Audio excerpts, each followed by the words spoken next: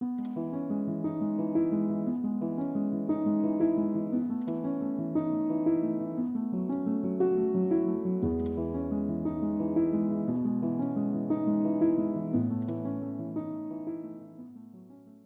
helo, Elen Roberts dwi'n gweithio yma yn yr Amgueddfa Lechi a dwi'n croesawu Catrin a Glenda yma heddiw yma i'r amgueddfa, ond wrth gwrs ddim dyma di'r tro cyntaf i chi fod yma, nac i? Wel, mae fama'n lle pwysig iawn i fi, fel lle heritage.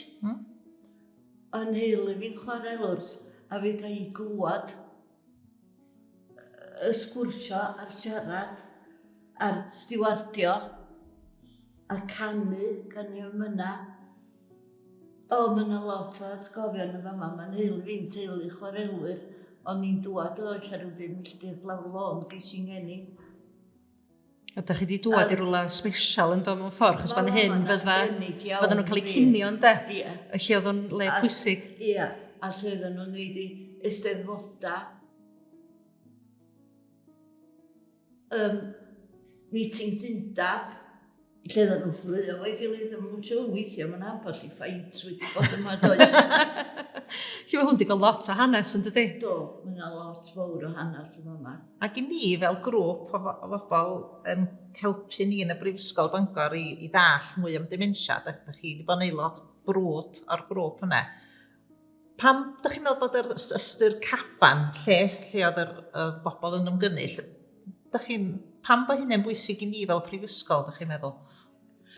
Wel, mae o yn lle, yn caban, mae pobl yn dŵad i sgwrsio ac i sôn am i bywyda ac i fel beth da ni'n mynd i wneud nesa. Mae o jyst lle fatha, oedden nhw'n, wrth gwrs, lle oedden nhw'n cael eu cwtsiad bwyd oedd o, lle oedden nhw'n dod i gael eu cinio a ella panad, dwi'n gwybod sa'u chwarelwyr yn cael panad 10. Dwi'n siŵr am panad 10, ond fysa nhw'n cael panad yn ystod y dydd a cinio fysa. A wedyn ella'n geia pan oedden nhw methu gweithio oedd y tywydd rhydd rwg. Oedden nhw'n dod i fama ac oedden nhw'n sgwrsio a cael undab meetings a mae caban yn air arbennig, mae'n dod â lot o atgofion yn ôl. Da ni wedi parhau i gyfarfod ac i ddysgu oddi wrthoch chi ar ran eich profiadau chi o fyw o dementia felly fel. A da chi wedi gwneud lot i godi ymwybyddiaeth myfyrwyr yn do i sôn am hynny? Do, ydw i wedi bod mewn lot o meetings. Hyd yn oed ar Zoom, da ni wedi bod yn dysgu students myfyrwyr am byw efo dementia. Ac ydw i'n neud nhw yn Gymraeg, achos ydw i ddim yn medru siarad Saesneg mor dda a bu o'n i. A da ni fel Prifysgol wedi defnyddio'r gair caban i egluro ffordd chi arbenigwyr sydd yn byw o dementia yn egluro mwy i'r myfyrwyr a helpu ymchwilwyr a felly do. Mae'r sgwrsio fuodd mewn caban fel hyn wedi i'w barhau rwsyd mewn awyrgylch gwahanol yn do? Ydy, mae bob dim yn cael ei basio ymlaen. Ac yna beth i addysg. Basio gwybodaeth ymlaen. A mae o wedi cael ei ddechrau o llefydd fel hyn, lle mae pobl yn cymysgu fo'i gilydd ac oedd bob dim yn Gymraeg, oedden nhw'n ar yr adag yna. Cymraeg, oedd bob dim oedden nhw'n gwneud yn byd yn Saesneg, mwy na dwi'n gorau wneud, dwi byth yn siarad Saesneg. Ond mae hanes, hanes y caban yn bart o'n mywyd i. A mae o wedi gadael pasio ymlaen.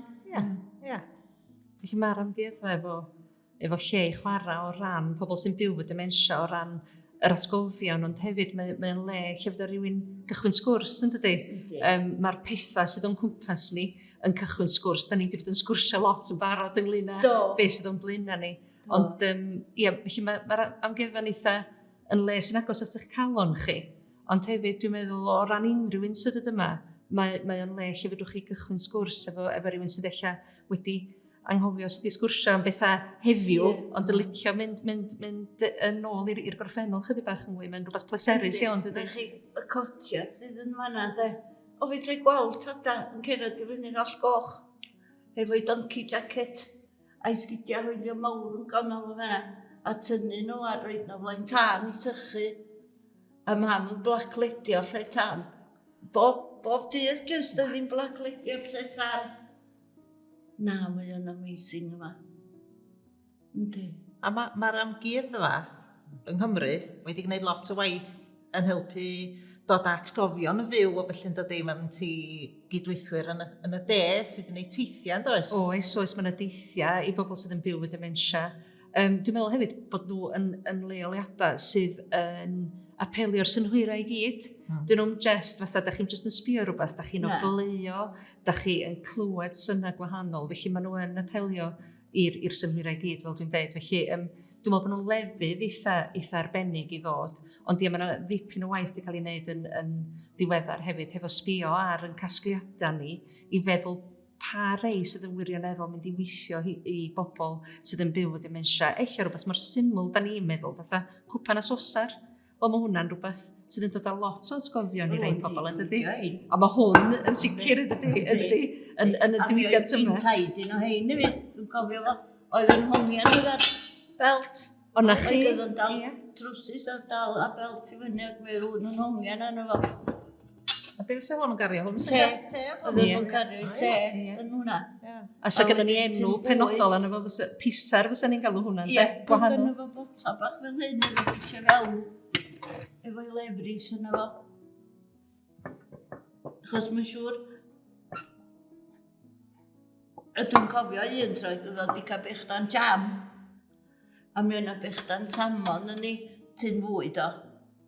A wedyn beth oedd wedi'i wneud, oedd wedi swopio bechdan jam am bechdan salmon a wedi gadael hi ni, a wedyn oedd y chwaer a fi'n torri hi ni hanner a cael hanner pob un, achos mae'n pobl crand oedd yn cael bechdan salmon. Bechdan jam oedd yn un arfer gael. A mae'n rhywbeth yn braf, mewn gafel yn rhywbeth yn does? Oes. Yma, does? A mi o'n ogla yn dod. Oeddech chdi'n agor y tŷ na, o'n ogla. Oeddech chdi'n gwybod sy'n pwy chwarael oedd o. Ie, mae ogla mynd ar rywun yn ôl yn dydy, i wahanol ysgofion. Yndi. Sut da ni'n diffinio beth i'n diwylliant ni neu naturiol da ni'n siarad Cymraeg, ond mae perthyn i le neu perthyn i hanes yn beth pwysig yn dydy? Mae Llanberis i'n llun y chwarael i'n llun yn bart mawr y mywyd i. Dwi'n cofio diwrnod nath y chwarael gau, dwi wedi sôn efo chi o blaen. Dwi'n cofio Eistar Graig yn Cwmwglwn, disgwyl taid ar hogia dod adro'r chwarael. Ac o'n i'n glwad, sgidio hangen mawr yn dod o Pen Llyn. Ac yma oedden ni'n disgwyl taid, dim jyst y diwrnod hwnnw, ond bob dydd, da ni'n cofio meddwl, fyddwn ni'n mynd hyn eto. Fyddwn ni'n dweud, gyna mond eisiau mynd nôl rhyw ddwy genhedlaeth yn rhan fwyaf yn tyliad ni. Mae yna rhyw gysylltiad. Lle bynnag, da ni'n byw yn y Gogledd Orllewin, mae yna rhywun yn dweud, o ia, oedd o'n gweithio'n chwarael.